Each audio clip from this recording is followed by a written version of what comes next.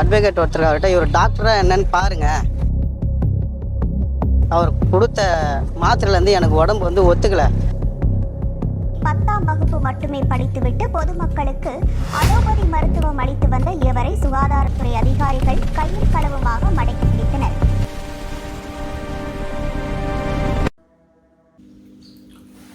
இந்த மாதிரி போலி மருத்துவர்கள்லாம் வந்துட்டு அங்கங்கே பிடிபடுறத வந்துட்டு நம்ம நியூஸ்ல எல்லாம் பார்த்துருப்போம், கேள்விப்பட்டிருப்போம்.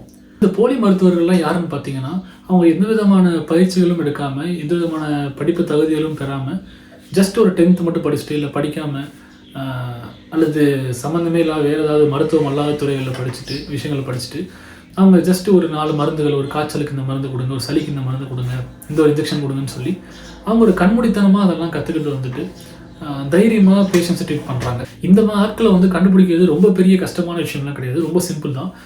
நான் டாக்டர் கிருபாகரன், இவங்கெல்லாம் எப்படி கண்டுபிடிக்கிறேன்னு சொல்லி நான் உங்களுக்கு சொல்லித்தரேன். இந்த மாதிரி ஆட்கள் வந்து யாராக வேணா இருக்கலாம்.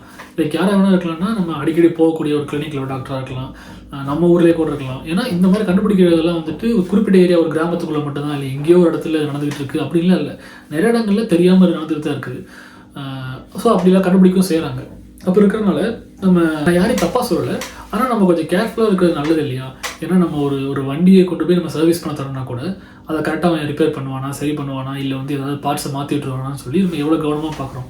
அப்புறம் இருக்கும்போது நம்ம உடம்பு வந்து நம்ம பரிசோதனை பண்ணுறதுக்கு நம்பி தரும்பொழுது அது விளையாட்டு, அதை நம்ம கேர்லெஸ்ஸாக இருக்க முடியாதுல்ல. இன்றைக்கி இந்தியாவில் பல விதமான மருத்துவங்கள் இருக்குது.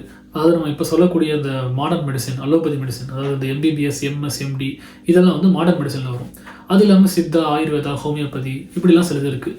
நம்ம இன்றைக்கி குறிப்பாக பார்க்க போகிறது வந்து இந்த மாடர்ன் மெடிசன் படித்தவங்க, அதாவது இந்த allopathy medicine, MBBS, MD, MS இவங்களுடைய இதை வந்து நம்ம எப்படி வெரிஃபை பண்ணுறது, போலி மருத்துவர்கள் எப்படி நம்ம கண்டுபிடிக்கிறது அப்படின்னு சொல்லி இந்த வீடியோவில் நான் சொல்லித்தரேன்.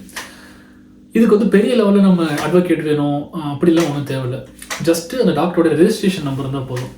எல்லா டாக்டருமே வந்து அவங்க படித்து முடிச்சதுக்கு அப்புறமேலு மெடிக்கல் கவுன்சிலில் ரெஜிஸ்டர் பண்ணியிருப்பாங்க. அவங்க ரெஜிஸ்ட்ரேஷன் பண்ணதுக்கான ஒரு நம்பர் இருக்கும், இந்த ரெஜிஸ்ட்ரேஷன் நம்பர். இதை வந்து நீங்கள் ஒரு கிளினிக் போனாலும் சரி, ஒரு ஹாஸ்பிட்டல் போனாலும் சரி, அந்த டாக்டருடைய நேமுக்கு கீழேயோ இல்லை ப்ரிஸ்கிரிப்ஷன்லையோ அந்த ரெஜிஸ்ட்ரேஷன் நம்பர் இருக்கும். அப்படி இல்லாட்டி கூட அங்கே ஒர்க் பண்ணுற ஒரு சிஸ்டர்ட்டே அப்படியே நம்ம கேட்டு கூட தெரிஞ்சுக்கலாம், தப்பு இல்லை. அந்த நம்பரை நம்ம வாங்கிட்டு நான் சொல்லக்கூடிய வெப்சைட்டில் போய் பாருங்கள். நான் உங்களுக்கு ஸ்க்ரீனில் இங்கே காட்டுறேன். உங்களோட ஃபோன்லேயே ப்ரௌசரில் போயிட்டு ஜஸ்ட் டாக்டர் சர்ச் அப்படின்னு சர்ச் பண்ணுங்கள். நான் லிங்க் கூட கீழே டிஸ்கிரிப்ஷனில் தரேன். இதில் வந்து பார்த்தீங்கன்னா 2 இருக்கும். NMC அதாவது நேஷனல் மெடிக்கல் கவுன்சில் அவங்க வெப்சைட் ஒன்று, இன்னொரு தமிழ்நாடு மெடிக்கல் கவுன்சில். தமிழ்நாட்டில் ப்ராக்டிஸ் பண்ணக்கூடிய டாக்டர்ஸ்க்கு தமிழ்நாடு மெடிக்கல் கவுன்சில் அந்த வெப்சைட்டில் போங்க. இதில் போட்டு பாருங்கள். இதில் ஒரு வேளை வராட்டி நீங்கள் NMCன்ற வெப்சைட்டில் அதில் போட்டு பார்க்கலாம். அதுலேயும் வராட்டி கஷ்டம். ஸோ ஃபஸ்ட் நம்ம இதில் தமிழ்நாடு மெடிக்கல் கவுன்சில் இந்த வெப்சைட்டில் நம்ம பார்க்கணும். இதில் வந்து நம்மளுடைய ரெஜிஸ்ட்ரேஷன் நம்பரை போட்டு பார்க்கணும். அதாவது டாக்டருடைய ரெஜிஸ்ட்ரேஷன் நம்பர் இதில் போடணும். நான் என்னுடைய நம்பரை போடுறேன்.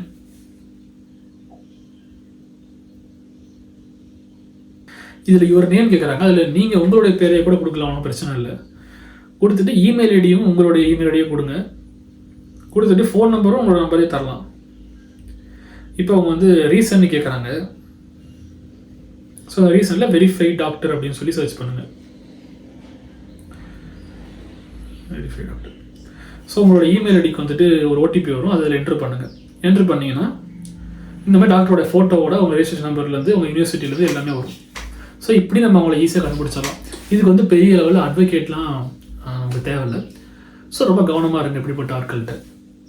இந்த மாதிரியான நிறைய கண்டென்ட் வேணும்னு நினைக்கிறீங்கன்னா சேனலை சப்ஸ்கிரைப் பண்ணிக்கோங்க. தேங்க்யூ.